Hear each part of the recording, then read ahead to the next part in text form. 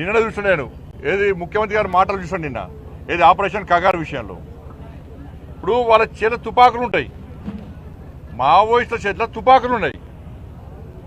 దాన్ని రాష్ట్ర ముఖ్యమంత్రి గారు ఏమంటారు, సామాజిక కొంత చూస్తున్నట్టారు. ఇది ఎక్కడ పద్ధతి?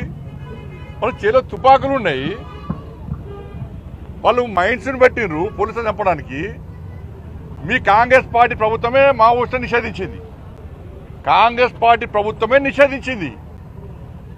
మీ ప్రభుత్వం మీ పార్టీ నిషేధించినటువంటి దాన్ని మీరు పడుచుకోకుండా దాని సామాజిక కొంత చూస్తున్న రాష్ట్ర ముఖ్యమంత్రి చెప్పడము, మంత్రులు దీన్ని ఖండించడము, ఇది మంచి పద్ధతి కాదు.